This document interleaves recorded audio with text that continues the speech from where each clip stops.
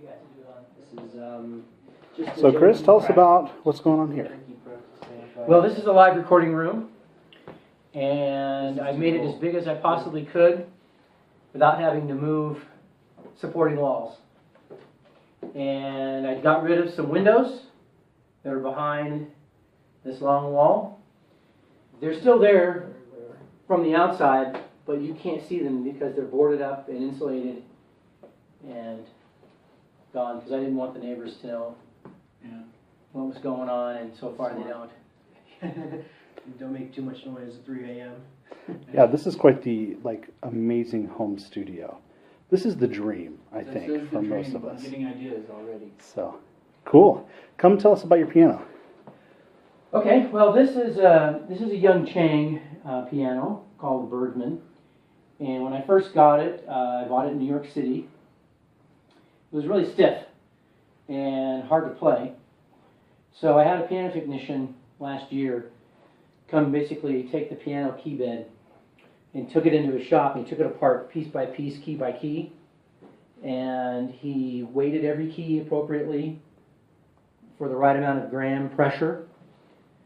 In fact, he even drilled new holes and put weights in where the keys needed it, and filled in the holes that didn't need weights where he took them out.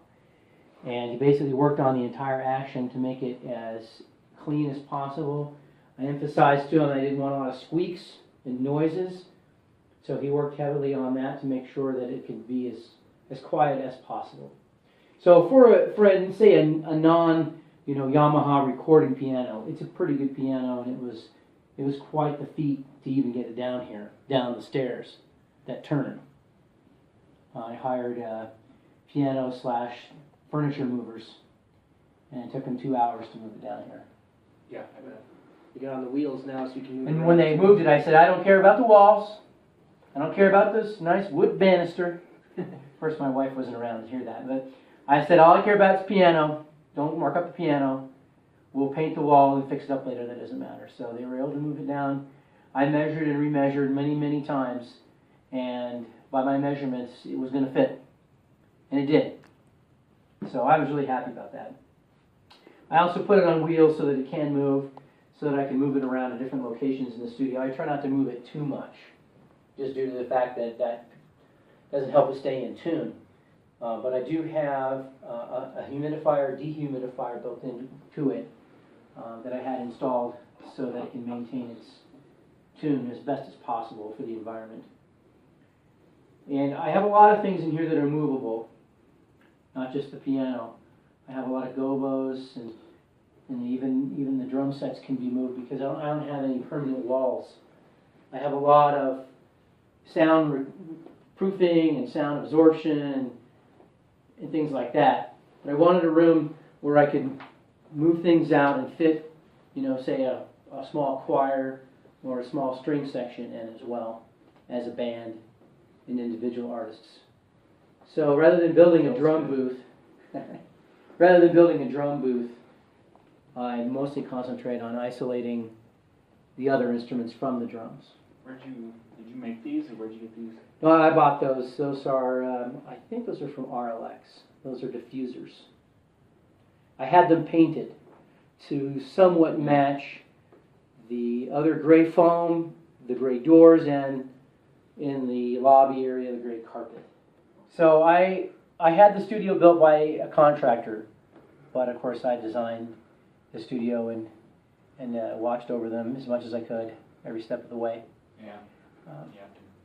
I installed all the acoustics.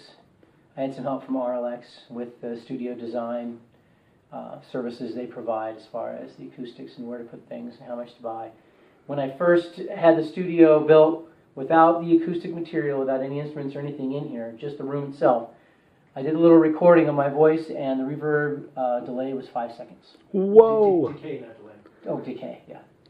The reverb decay was 5 seconds. The sound didn't have anywhere to go because it's soundproof, which is what I wanted. But now it's down to under a second, I think. So it's definitely improved. And of course, you can put carpets on the floor or take it away. And that's another reason why I made had the wood floor, is so that I could get the kind of sound that I wanted, or I could cover up the wood and have carpet and get more of an absorbed sound. I have a couple of drum sets here. This one here is actually the practice set I use for my band, Channel Z. This is a Roland V drum set. I have a different drum set for the performances. It uses the same drum brain, it just has bigger drums and bigger cymbals, but it's the same sounds. And the band that I'm in uses all electronic instruments as far as straight drums through the mixer, guitars through guitar pedals, and bass direct, things like that. This is the UW Drums performance drum set that I use for acoustic recording. If a band comes in, they're not used to playing electronic drums, and they want to use a real set, a real acoustic set, then they can use the UW Drums. Normally it's mic'd, but I actually just moved it because I had another band in here who brought in their own drums that were a bit different than this, and they wanted to use those. So that's again another option that I have, is I can move things in and out and replace instruments. Sweet. Well, do you mind showing us your control room? Sure, come this way.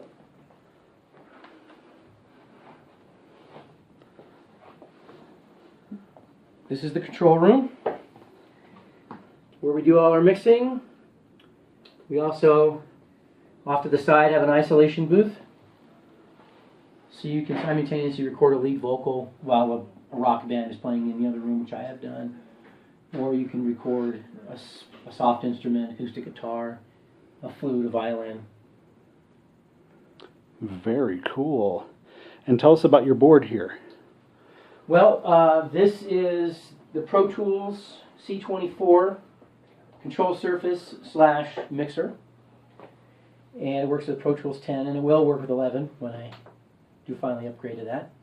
It's housed in an Argosy console, which is specifically made for this mixer.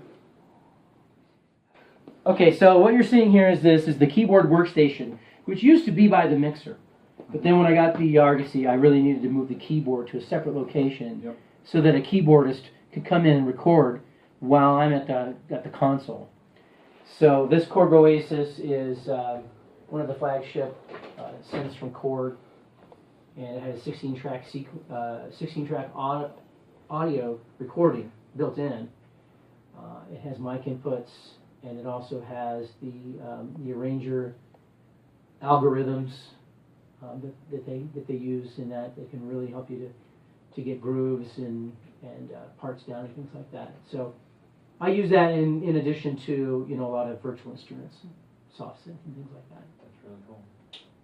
You want to play it? Do I want to play it? Yeah, play us something. Okay, let's see.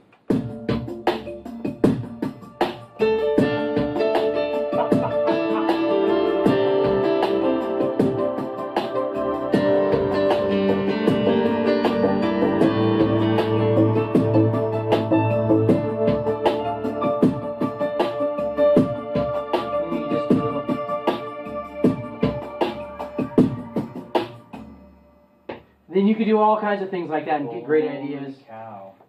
Just with playing it, it'll go back, minor and major keys and things like that. Guitars, drums, hits. Monster Power Synth.